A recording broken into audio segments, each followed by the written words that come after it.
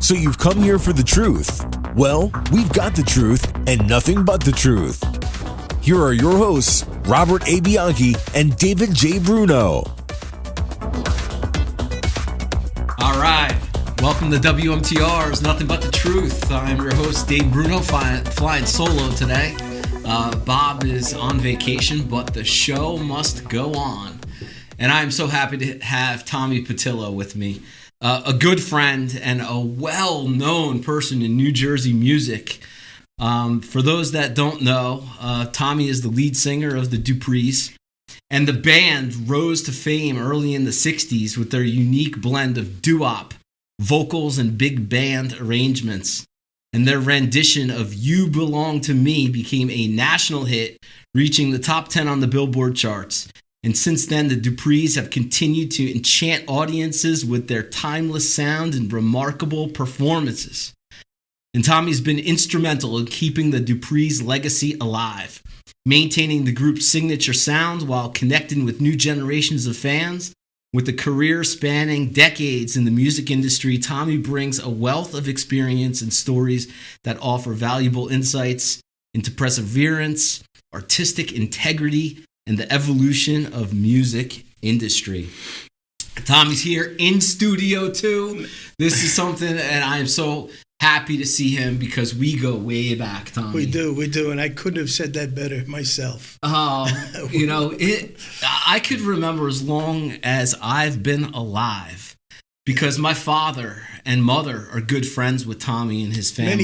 Many years. Yeah. And I could remember going to Pier 66 back then at Seaside with you guys and the Catapanos. Sure, Catapanos. J-Lo is another group in New Jersey music. They were an incredible group. Still people talk about them today. But going back then, I mean, the Catapanos, as you know, was a big family. Yeah. The Brunos, we all used to get together in Wildwood every single year for I don't know how many years. But you were just a little kid then running around, and we used to put you on all the rides and so forth, all the kids. Catapanos had a big family. They still do. As a matter of fact, they've expanded quite a bit. I lost track. I lost count of how many grandchildren there are, I know. But you have two children of your own, correct? I do. Yeah, I do. The Bruno legacy continues. Yeah, the Bruno legacy, yeah. And my godfather, Sal Catapano. Is that right? Yeah. Wow. He, and to this I must day, have forgot that. I'm telling you, Tommy, we still stay connected, and I get my Sunday morning messages from my godfather so do I. with the gospel. Yeah. And really, and it's so important to me nowadays too. We talked a little bit before we started about my priorities, and faith is number one for me, relationships and community and family number two, maintaining my body and mind number three, and business number four. And in that order for reason. You got a great order there. And it's, with my father, my mom, my dad, my sister, they get daily messages. Just to remember the family, and Sal gives me those Sunday morning messages that keep me on my rails. We get him. Sal is a beautiful soul. Michael.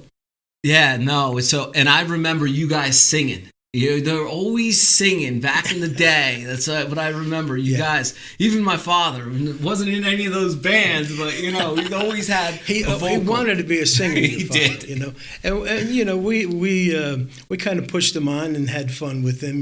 But your father's a kibitzer. He is. If I ever met one. He is. He listens every single week. Yeah, I get notes. He takes notes on the Nothing But the Truth shows and episodes. He He does. He's great. And what he was supportive, and really the success that I bring today with the family and the business really started with the foundation of family, with you guys, my family, and those great memories that I had. We were all very tight, and you couldn't go wrong with your father and mother's religious beliefs. They brought it to you and so forth, and that was very important. I think we all had quite a bit of that going on back then.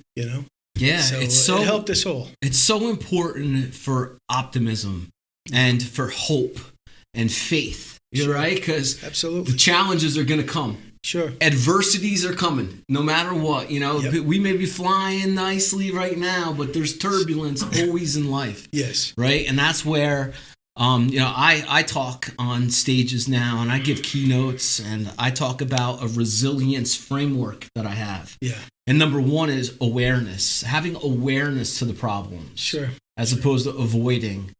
What can you control, right? And taking action on the things that we can control. Because how often do we worry about the things we can't? And that's where faith comes in, Tommy, really, for the adversity. That. Yes. I spent most of my life not a believer because my father was an atheist in a lot of ways. Well, he was an atheist. Yeah. He wasn't a bad person, but it took me a long time to realize my spiritual center, or for lack of a better word. And when I finally realized it, it changed my whole life. How did Literally it changed my whole life. How did it change your life? Well, I kind of always never thought, it was about me. Everything was about me, and it was very difficult to get out of that, for lack of a better word, structure inside me or whatever. Sure. I don't know. But there were a few course of events that happened to me that it broke me down, I guess, And at my lowest point, a friend of mine gave me a little Bible. It was an orange-covered little Bible. And I told your father about this, and he knew what I was talking about. And so I read the Bible every day, and at the end it said, "Give your life to Jesus, sign here," something like to that effect. And I did sign, and I swear from that, I felt the Holy Spirit come into me. I can't say it any other way, Yeah. And I don't really tell too many people that because it's personal. Sure. But I love you, and we've been close, so I could tell you these kind of things.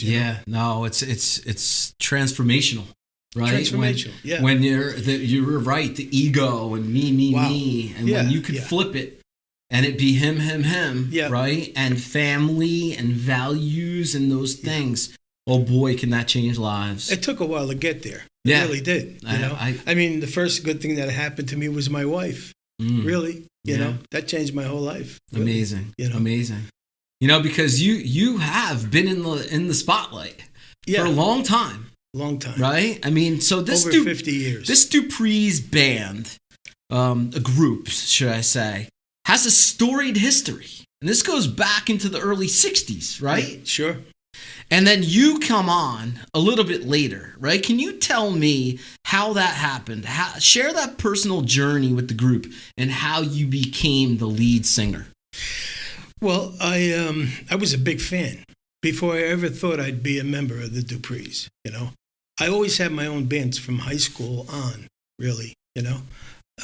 Or I should say, actually, when I came out of the service. I started a group. But with the Duprees, my family was from Jersey City. So my cousin had a relationship with all those fellas. They were his age. He was much older than me. And when the Duprees in 1978 decided to make a change, or maybe the fella left on his own, I don't know. But they were looking for a lead singer. And my cousin said to me, why don't you go and audition for the Duprees? I said, yeah, why not? What do I got to lose? Sure. So I didn't think of anything of it, but then they sent me a telegram telling me to give them a call. I gave them a call, and I auditioned for it. And I was on stage with them about 2 weeks later in a big rock and roll concert in New York. And that was easy for me because I knew all their songs. I was singing them with my own group. So that's how it all started, between my cousin and Luck. I became their lead singer. Unfortunately, at that time, though, as you would probably know, by 1979, 1980, it was pretty much, you couldn't get a record deal, and those guys, that's all they did for 14, 15 years. So they decided to, I guess, call it quits. And the last show that the original group did was New Year's of 1980 with me on lead. Right. And then it reformed a whole bunch of different times through the early 80s. And then finally, I think around 84, 85, they found the right combination of people. Unfortunately, I wasn't in that particular group. Okay. But that group stayed together for 20 years with Richie Rosado on lead. And then I replaced him in 2002. Wow. So there's a beginning, a middle, and an end. Oh, yeah. And 3 lawsuits. And I mean, there's a whole lot of, a lot of stuff, Unreal. Big story. Big song, too, right? You Belong to Me. Oh, yeah. Which remains to be a classic. What do you know the story behind that recording? And did you guys ever anticipate the impact of that? Well, I wasn't around when they recorded it, of course, but I've been around the Duprees all my life, so I got stories from the original guys that, I sang with at that time. They had arrangements for a lot of these songs that they put on a demo, and they sent it to Coed. And there was a gentleman there that I can't remember his name now. He was an orchestra leader, and he heard those tapes, and he decided to bring in the group and give them a recording contract. And all those songs are really old songs from the big band era. Wow. None of them are original tunes. So, but the style in which they did them became a hit, and most of those songs that they recorded were done in the very early 60s. And, they went on to record other songs, but the big ones were from the early 60s. Yeah. Yeah. They recorded in 78 a few songs, but by then it was difficult, to continue on for a lot of groups, mostly all the doo-wop groups, really. Yeah, there's been a lot of changes in the industry. Oh my God! Even nowadays, and not for the best either. Right, and we're coming up to a break, the commercial break. We're on WMTR, Tommy, too, which is the classics. Just when we're not on Saturday mornings, they're running old music. I know. And I'd imagine that everybody listening right now, if they're in the car listening to WMTR, they know exactly who Tommy Petillo and the Duprees are. That's very nice. That's very nice. And it's people like yourself and Alan David Stein, who's on in the morning. I think it's every morning. That keep the music going, and a handful of other DJs as well. Yeah, keeps it going. We're going to keep it going after this commercial break, too. I'm David Bruno. We're on Nothing But the Truth with Tommy Petillo. We're going to come back after the break. At the Bianchi Law Group, our team of former prosecutors and certified criminal trial attorneys specialize in criminal defense and domestic violence cases. When you need a law firm with courage, compassion, and the commitment to fight for you, call the Bianchi Law Group today. All right, and we're back on WMTR's Nothing But the Truth with Tommy Petillo, lead singer of the Duprees. And Tommy, you're still busy with the Duprees, right? It's amazing. We're going into summer shortly, and the Jersey Shore is going to be popping, and you have a lot of opportunities down there. So tell me, what is the composition of the group now, and what are you guys doing? Well, we started with 5 singers. Originally, the group started with 5 singers, and then in the 80s it went down to 4, and now we're down to 3. It's very difficult to find people to come in and replace the people that retire and so forth. But we were very lucky to find a gentleman by the name of Sean Stevens, who was a child actor, a teenage idol, and all of that stuff, and very smart guy, beautiful soul. He lives in Utah, so he comes and he flies in for every job, And in addition to that, we have Jimmy Spinelli, who's still with the group, and he has pretty much the longest run of any Duprees, like 34 years a Dupree. Wow. But when you think of the fact that today's Duprees, which is Michael Arnone's Duprees, have a 43-year lineage of stage performances. So that's a long time. Yeah, it is. And I have 50 years of myself singing. Yeah. So it's been quite a ride, and it's not over yet. No, it's not.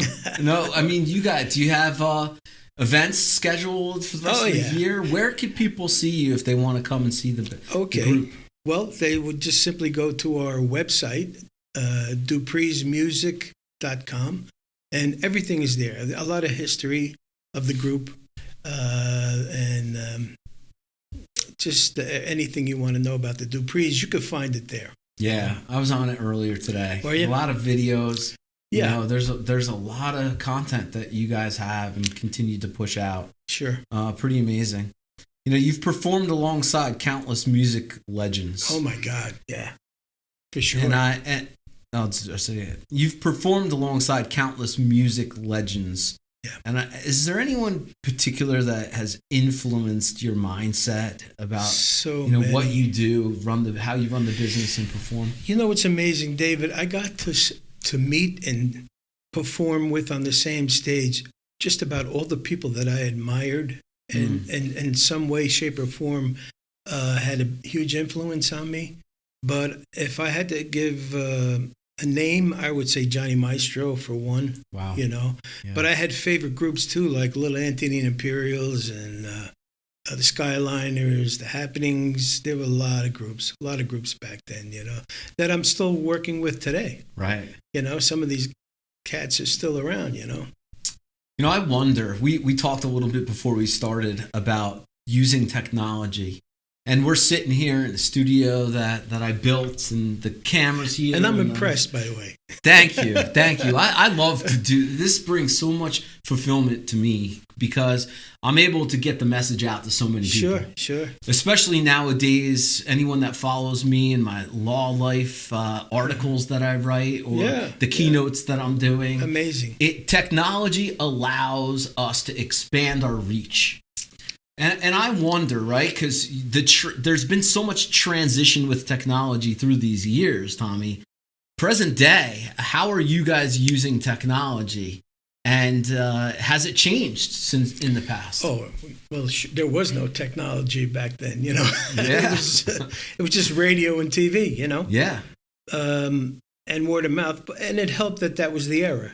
I mean, you didn't have to do a lot of work except for go out and entertain, and the people would, respond.